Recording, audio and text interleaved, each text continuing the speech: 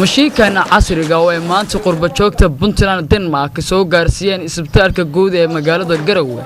ayaa waxa uu yahay mashiin lagu saxiyo koor inta aan qaliin lagu sameyn bukaanka sida la sheegay waxa laga soo bixiyay lacag dhan $15,000 Mareykanka ah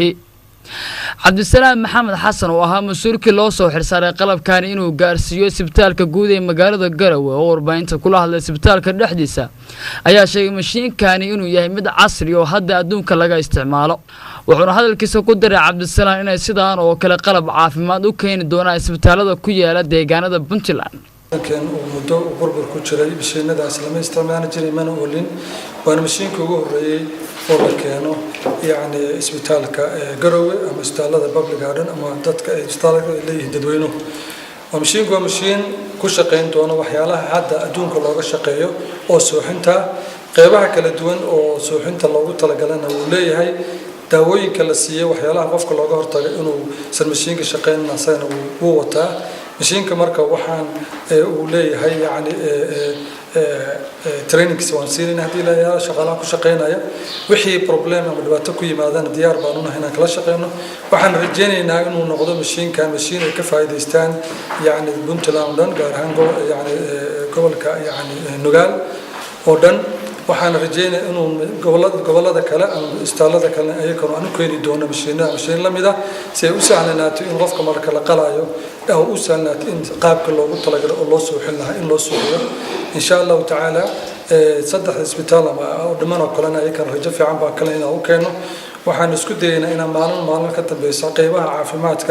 بالشدة إن كغيب قاضنا سيد أوسعنا إن دتك كفايدستان وحيالها ضروري جا والله جمار مالك وقفك بنانك إنه هلو وأنا لهلي كراه هدي هلو تدسكت دوبن والربع إن يدل كود وحقبتان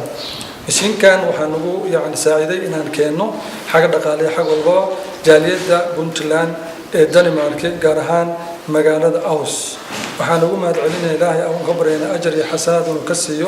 تتكاس مساكين تا وحيو كان ورنتي أو الآدي الموجود بتسنا أو كمركز السوحين أيوه وحنا رجينا جالية حكلا يتذكر مسلم كانوا لنا مدتكو لسبنتلان مجودها تشوغنا مجودها تشوغنا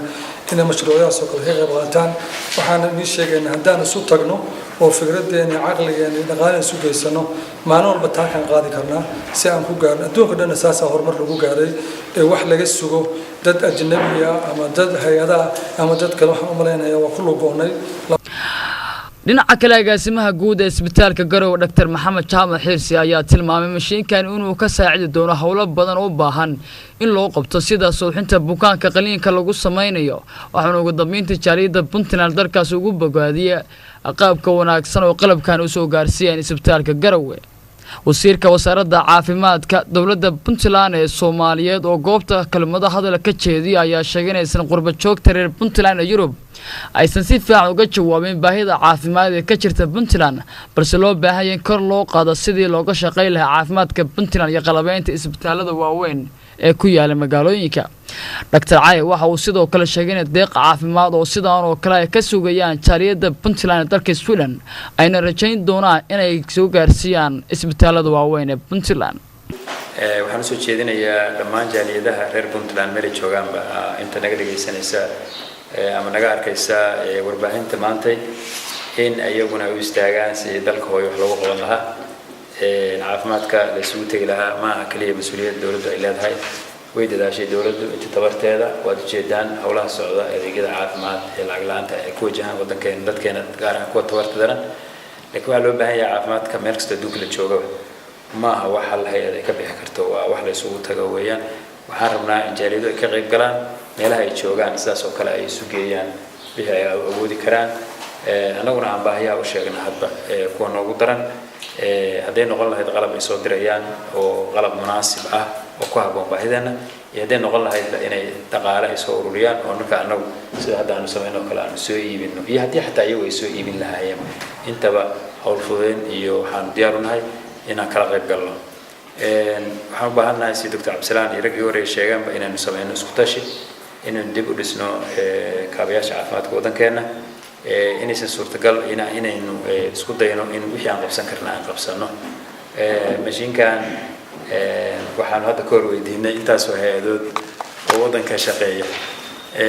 ilaa hadda kuma aanan guulaysan waxaan u malaynayaa 20 sano u dambeeyay hay-aduhu imaanayeen wadibadaha ka ayagoo lacaga badan sheegaya in dalkii dadka ay u soo heleen laakiin marnaba baahida anagu aanu qabno kama ay jawaabin sida aanu doonayna ugama ay jawaabin alxamdulillaah rabbil caalamiin waxaan rabnaa iyagana inaan tusno inaanu heli karno qaab kale inaan wax ku heli karno dadkeenu ay yihiin dad wax bixin karaya caafimaadkeena aan dhisi karayno isbitaaladana dayactiran karno aynu qalab soo iibsan karno in dhakhaatiirteenu ay imaan karaan dalka shaqayn karaan hataa iyagoo ku shaqaynaya lacag la'aan iyo inay dalka iyo dadka ay u celiyaan dib ugu celiyaan wixii ay marka hore ay ka heleen marka waxaan oran karayaa waa tallaabaan hore u qaadnay weeyaan waana guul weeyaan insha Allah taala waxaad la socotiin sidoo kale oo dhawaan sugeynaa in ay naga soo gaarto jaaliyadda Sweden qalab kale oo runtii qalab baaxad ah isagana aan rajeynayno markii ilaahay idmo ay qalabku soo gaaro inaan munaasabad noocan oo kale aan u sameeyno oo marka aanu waliba taas aan rajeynayno iyada qalab maadaama badan yahay istaalada in ay gaarto waxa kale oo iyadana dabcan iyaduna dhici doona maalmaha soo socda daawo iyagana soo gaarto fara badan oo runtii daawo qiimo badan la Mareykanka xaqiisa ka timid iyadana munaasabadeeda ayaynu la sugeynaa insha Allah taala waxaan jecelahay dhammaan istaalada Puntland iyadana inaan gaarsiino bidilaa mashiinkan casriga oo loo adeegsanayo suuxinta dadka qaniinka lagu sameeyo ayaa waxa uu noqonayaa kii ugu horeeyay jaaliyada reer Puntland Denmark ay soo gaarsiiyaan isbitaalka Garowe waxaan arinkaasi soo dhaweeyay dhammaan bahda caafimaadka oo ku tilmaaminaysa arin loo baahan yahay maadaama qalab casri ah la keenay isbitaalka Garowe loona baahan yahay isbitaalada kale in la keeno على عبد العزيز warbaahinta dunida oo la magaalada Garowe